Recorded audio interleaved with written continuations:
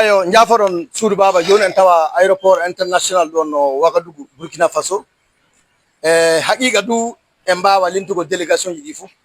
sabude délégation ji ngari fa keewi eɗen tawɗa ga ɗon no hoorejo walde tabital pulaku leydi men Burkina Faso délégation ɗum wonno waldere nden foof wari fa jaɓɓito ɗon no hande ɗo werɓe meɗen yoga ɗo no babira meɗen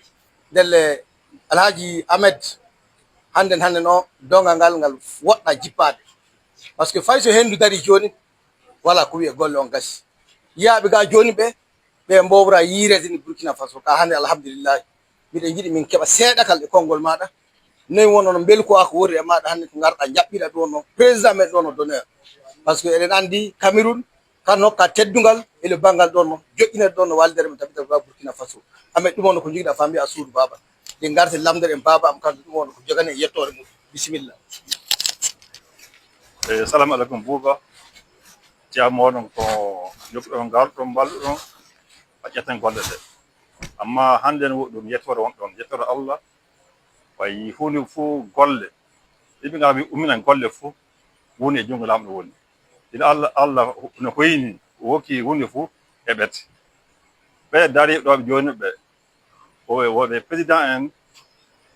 kina tawa pulaku leydi kewɗi président donneur meɗen Kadri Yaya kam hoore mo waɗi Cameroun fa Cameroun ƴuwi waɗi jokkiti fa han secrétaire général tawiɗo pulaku international monsieur le ministre Lamine Isa kam ɗo waɗi président Mali waɗi guille keeŋa kam ka holla en ɗo nokkure AIS kila waɗa min mallodura min jakko weere waroɓe ɓen donc fa han en keɓi woni en keɓi yimɓe Ghana garino hande fajiri délégation Ghana kamɓe ka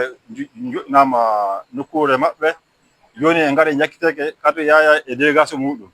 ni yimɓe Nigéria gaari laamiɗo hoorejo laamu Nigéria nuli sakke men wara waɗa représenté e ngakka kawrital keɓen beltoden en fou woɗi général kam hoorem yoppi gollem wi tile wara noto noddagol suudu baba wayi si wimi liptan fou mo woofan accama haaji mawɗiɗo ɓe innum ɓe ndima ne heeƴa na neɗɗo indi Kadri Yaya indi général Ila ndima suudu baba fo jokkam Bouba mi rokoro kokala haala kan ina bappaji meɗen ɗon parrain et so invité donné o installation Kadri Yaya inchallah min jetti sanne hande si tinnaki ni aéroport fof en cottan ɗum mi ɓeydi tan seeɗa kal ɗon no Sékou Boli kal na tawa hakkude meɗen ga e Dieynaba Boli kan ɗo kamɓe wonno ko warde inchallahu délégation o no yaaji sanne kala mo miccitiɗen fof en gaddanini muɗum bappaño baba bisimilla maɗa les Burkina Faso bisimilla maɗa ɗon no message maɗa oyon mo jippodiɗa le leydi meɗen Burkina Faso alhamdoulillahi mi yetti Allah ɓe tawe ko hande aéroport Ouagadougou ɗo hande mi yetti tabital pulaku Burkina Faso ɓe jaɓɓa gam ɓe gaɗani minin warɓe hande mi wari diga Kenya hande minin warɓe hande ɓe tammiɓe warɓe jango min jetti ɓe nde min gari ha ɗo bo hande minin il faut tawi min no mi warano mi wardayi ɓe général Ila gam hande nde fuɗnoɓe tabital pulaku kam min ɗiɗo lutti nde ɓe mbi se mi wara ɓe mbi mimamen ɓe to Ila wara e kamɓe ɓe warata on jaaɓi e min gaɗami invité d'honneur ma normalement Ila ɓe gaɗanno invité d'honneur gam nde waɗe hande Mali fuɗɗani en tabital pulaku on nder fuɗɗuɓe tabital pulaku man fuu bo hande kam sey général Ila woni haɗo